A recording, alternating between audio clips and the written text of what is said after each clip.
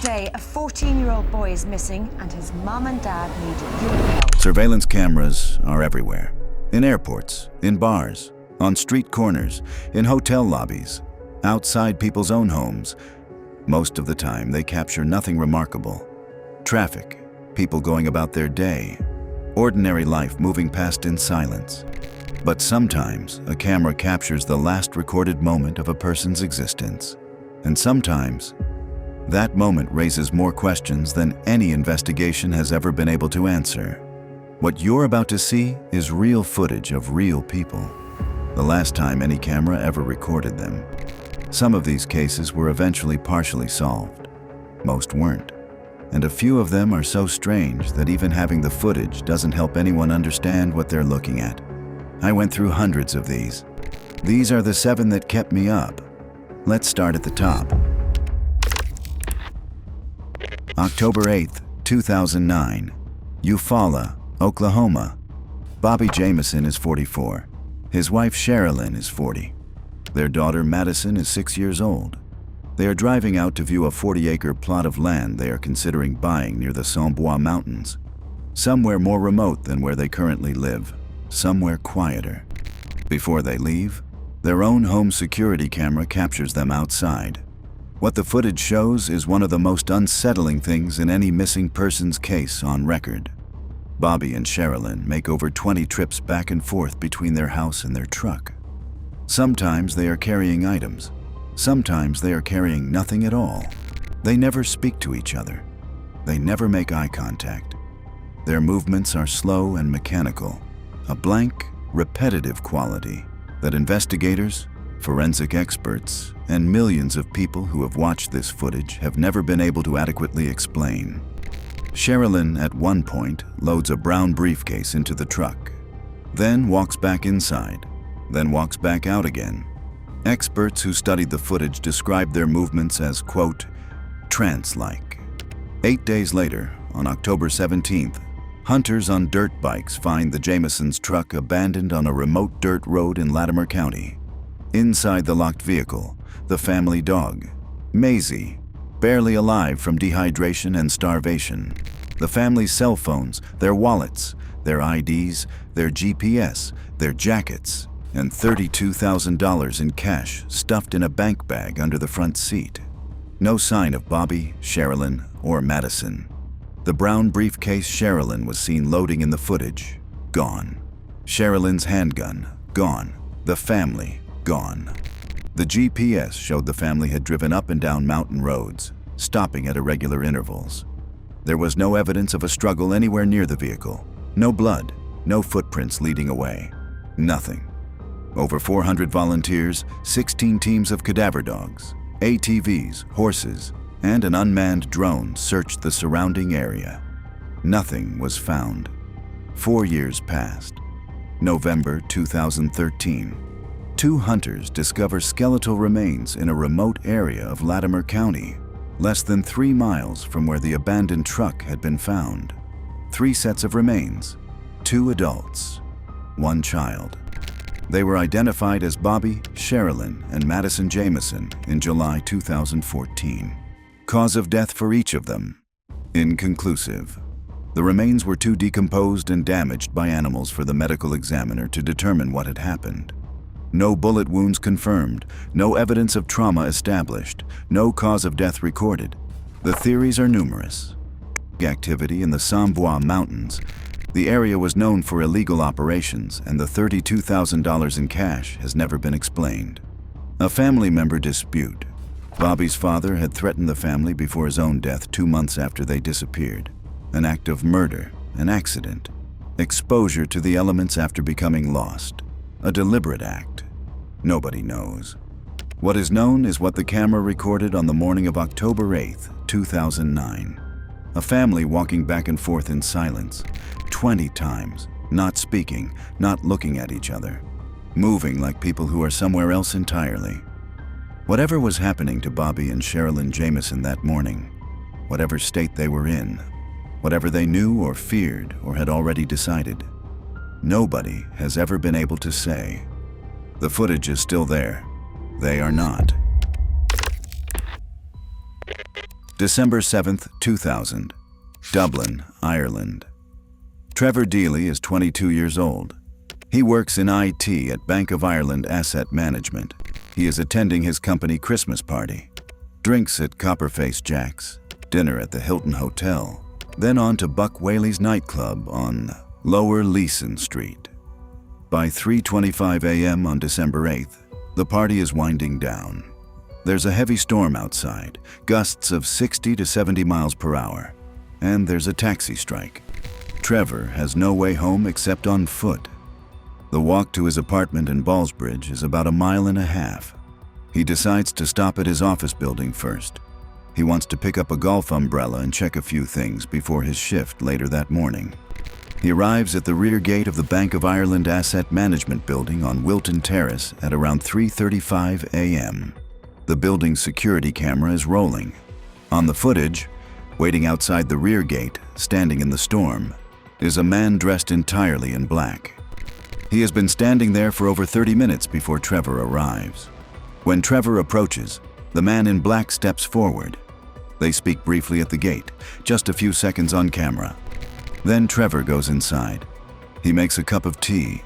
He talks to a colleague on the night shift. He checks his emails and makes a note of tasks for the following morning. He picks up the umbrella. He leaves the building at 4:03 a.m. At 4:06 a.m., Trevor calls a friend in Naas and leaves a voicemail. His friend later described the message, "Hi Glenn, I've missed you there. Just on my way home, all going good. I'll talk to you tomorrow." The friend didn't think anything of it and deleted the message. Investigators never retrieved it. At 4:14 a.m., a security camera on a Bank of Ireland building on Haddington Road captures Trevor walking past with his umbrella. This is the last confirmed image of Trevor Deely. 34 seconds later, the same camera captures a figure in dark clothing walking in the same direction Trevor was heading. Trevor was never seen again. His apartment was less than 10 minutes further down that road. He never arrived.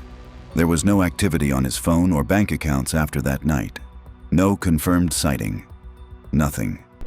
For over 20 years, the identity of the man in black, the figure who waited outside Trevor's workplace for over half an hour before Trevor arrived, spoke to him at the gate, and then appeared on camera 34 seconds behind him, was one of the most haunting open questions in Irish true crime. Gardaí offered a €100,000 reward. They released enhanced footage. They released appeals every year on the anniversary. They believed for years that this person was the key to everything. In 2023, advances in forensic imaging technology finally allowed investigators to enhance the footage enough to identify the man walking behind Trevor on Haddington Road.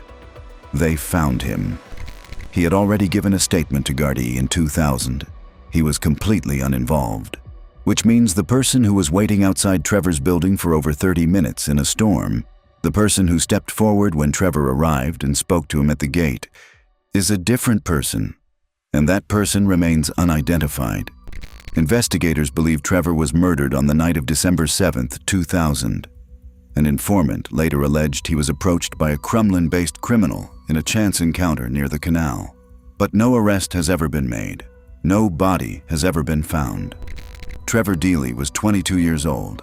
He had called his friend from the road to say he was on his way home and that all was going well.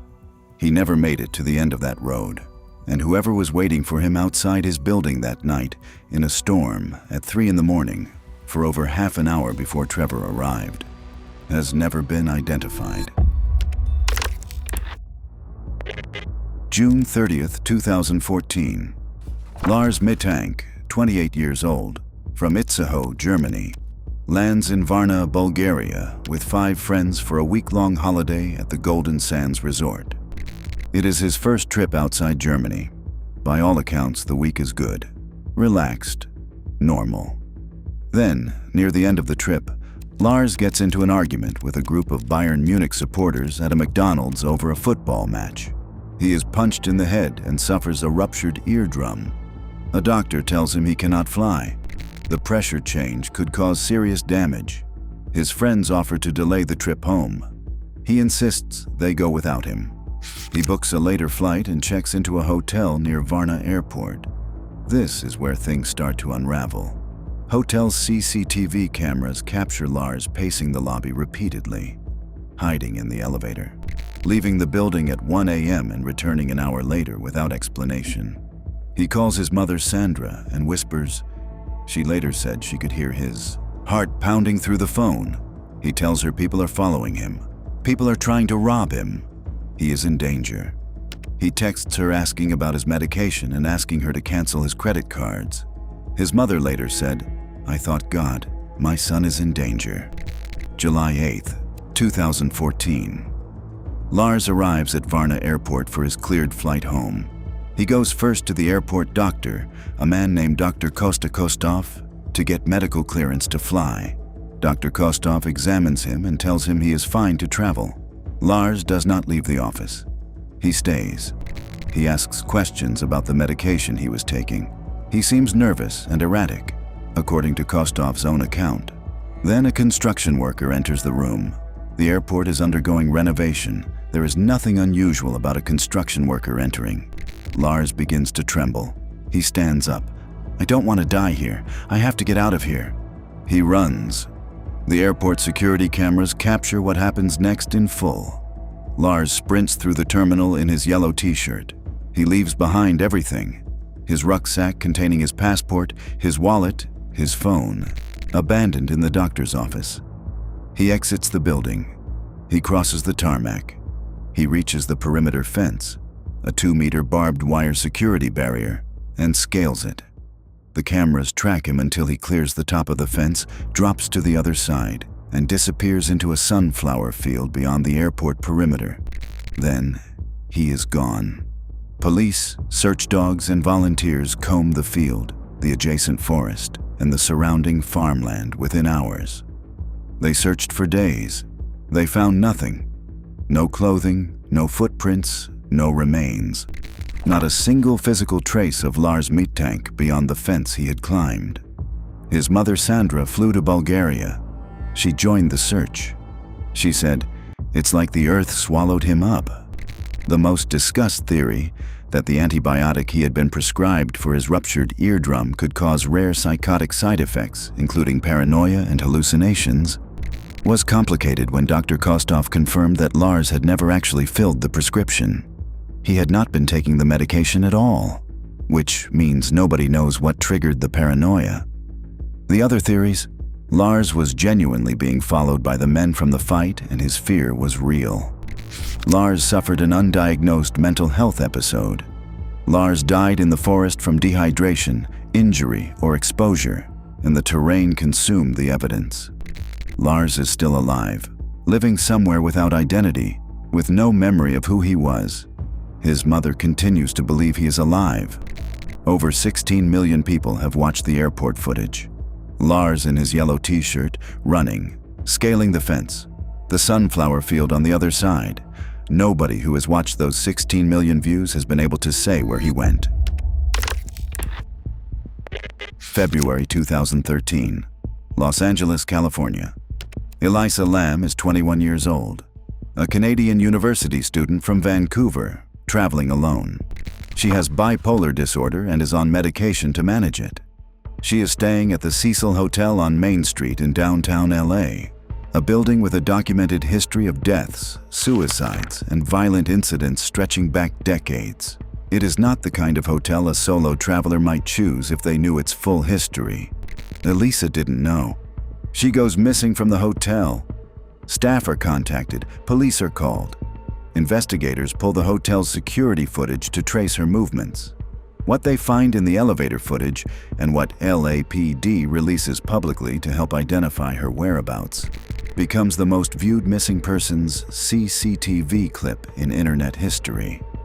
In the footage, Elisa enters the hotel elevator.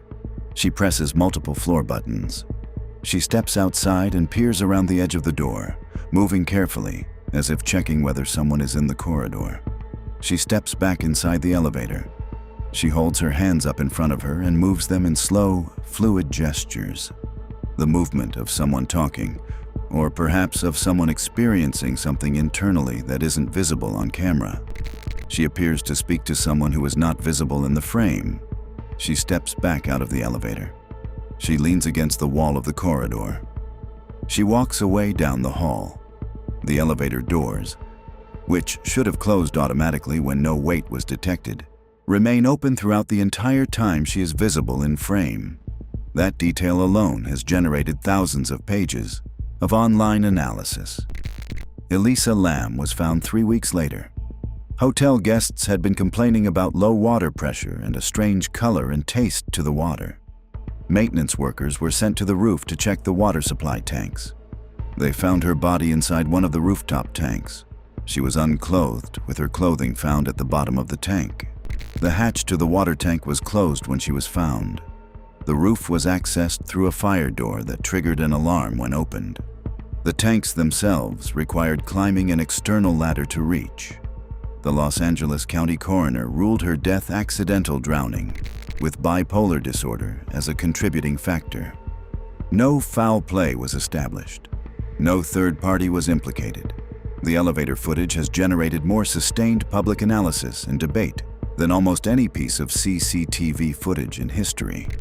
The door that doesn't close, the hand gestures, the awareness of something outside the frame, the floor buttons pressed in a pattern some viewers have connected to a children's game, and others have connected to nothing at all. The most straightforward explanation, that Elisa was experiencing a mental health episode related to her condition, that she accessed the roof through the fire exit in a state of confusion, and that she climbed into the water tank and was unable to exit, is the one the coroner settled on. The footage doesn't make it feel simple. The Cecil Hotel has since been renovated and rebranded. The water tanks were removed. The building became an affordable housing complex. The elevator footage is still there. Elisa pressing buttons, looking around the corner, moving her hands, and the doors that should have closed, not closing. March 31st, 2006, Columbus, Ohio. Brian Schaffer is 27 years old, a second-year medical student at Ohio State University. 3 weeks earlier, his mother Renee died of cancer, a loss that hit him hard, though by all accounts he appeared to be managing. He has a girlfriend, Alexis Wagoner, also in medical school. She is waiting to hear whether he has something to ask her. A flight to Miami is booked for April 3rd. Spring break, and possibly something more. Tonight is the last night of finals. Brian goes out bar hopping with his roommate and a mutual friend to decompress. They end the night at the Ugly Tuna Saloona in Columbus's University District, a bar in the campus Gateway complex. At 1:15 a.m. on April 1st, 2006, security cameras outside the bar's second-floor entrance capture Brian and his two friends riding the escalator up to the entrance. At 1:55 a.m., those same cameras capture Brian outside the bar entrance. He is talking to two women in their 20s near the escalator. He appears relaxed, casual, fine. He turns and walks back toward the bar entrance. He is never seen on camera again. When his friends are ready to leave, they look for Brian and can't find him. They call his phone, voicemail. They assume he left early. They go home. Brian doesn't come back to his apartment that night. His phone continues to go to voicemail. On April 3rd, Alexis Wagoner waits at the airport. Brian doesn't show up for their Miami flight. She reports him missing. Police review the Ugly Tuna's surveillance system. They find footage of Brian entering. They find footage of him outside talking to the two women. They find footage of his friends leaving. They find no footage of Brian leaving. The Ugly Tuna Saloona at that time had one primary public entrance and exit, the escalator, under continuous camera surveillance. It had a secondary service door leading to an active construction site, which bar patrons generally didn't use, and which was in a chaotic area that would have been difficult to exit, even sober. One camera was stationary and covered the entrance continuously. The other panned slowly, creating small windows of opportunity where a brief exit might be missed. Investigators searched the entire building. They checked crawl spaces. They removed access panels. Maintenance staff opened every space large enough to conceal a person. They checked the roof. They searched dumpsters in the nearby Olentangy River. They found nothing. Brian Schaffer's car was still parked at his apartment. His bank accounts were never accessed again. His phone showed no activity, except for one night in September 2006, when Alexis Wagoner called his number and it rang 3 times before going to voicemail. His phone provider said it was a computer glitch. A ping from the phone tower placed the signal 14 miles northwest of Columbus. Nobody knows what it meant. His father, Randy, who had just lost his wife to cancer and now lost his son, spent years searching. He walked the banks of the Olentangy River in waders, checking near bridge piers. He followed every lead. He lobbied Ohio legislators to establish better protocols for missing adults. Randy Schaffer passed away without ever finding Brian. Brian's younger brother, Derek, is now his only remaining immediate family member. It has been 20 years. No confirmed sighting, no body, no activity on any account. No explanation for how a man walked into a bar on camera and was never recorded leaving through any exit. The retired Columbus detective who led the original investigation said in 2026, "My theory at this point is he's probably deceased. It was probably foul play. 20 years of tips, 20 years of theories, 20 years of a camera at the top of an escalator that should have caught him leaving. It didn't." September 13th, 2007. Balby, Doncaster, England. The evening before he disappears, 14-year-old Andrew Gosden lies on the floor of the living room with his father Kevin and does a jigsaw puzzle. That's Kevin Gosden's memory of the last normal evening. "It was an entirely unremarkable evening," he said years later. "We played games and did arts and crafts stuff with the kids a lot, ever since they were little. It's just what we did that night." Andrew goes to bed. The next morning, September 14th, 2007, Andrew gets up as usual. He is 8 days into the new school year. He has a near-perfect academic record. He is in the top 5% of students nationally, the kind of academically gifted child who had already been earmarked for mathematics at Cambridge. He has never missed a day of school. He gets dressed, he leaves the house. A neighbor's CCTV camera captures him heading down the street towards school at 8:30 a.m. He does not go to school. Instead, he walks to a local ATM and withdraws £200, nearly all the money in his account. He leaves £100 of birthday money sitting on his bedroom desk. He goes back home briefly and changes his clothes. He puts his school uniform in the washing machine. He places his blazer on its hook so that when his parents come home, the house looks normal. Then he walks to Doncaster railway station. He buys a one-way ticket to London King's Cross. The ticket costs £31.40. The person at the ticket window tells him that a return ticket costs just 50 pence more. Andrew insists on the single. Interestingly, he bought just a single ticket when a return would have only cost 50 pence more, which possibly indicates that he wasn't intending on coming back home. He boards the 9:35 a.m. train. A woman sitting next to him on the journey later described him as quiet, absorbed in his handheld video game. The kind of absorbed that 14-year-olds get, unremarkable and ordinary. He arrives at King's Cross Station at 11:20 a.m. The footage shows Andrew Gosden walking out of the main entrance of King's Cross Station into the city. A skinny 14-year-old in a Slipknot t-shirt and black jeans, carrying a canvas satchel covered in rock band patches, walking into one of the most surveilled cities in the world. He is never seen on camera again. By the time his school reported him absent and his parents realized he wasn't coming home, hours had passed. By the time police reviewed the King's Cross footage 3 weeks after his disappearance, any trail he might have left in the city was cold. Nobody knows why Andrew Gosden bought a one-way ticket to London. Nobody knows who he was going to meet, if anyone. Nobody knows what he was planning. His father, Kevin, has said he believes Andrew went to London for something he felt it was easier to seek forgiveness for than permission. He has speculated that it might have been something as simple as a concert. Both 30 Seconds to Mars and the band Him were in London around that time, and Andrew loved both. The Tutankhamun exhibition was on at the British Museum, which Kevin mentioned Andrew had talked about. In December 2021, 2 men were arrested on suspicion of kidnapping and human trafficking in connection with Andrew's disappearance. Both were later eliminated from the inquiry after a thorough investigation of their devices. Andrew Gosden has never been found. His parents have never stopped looking.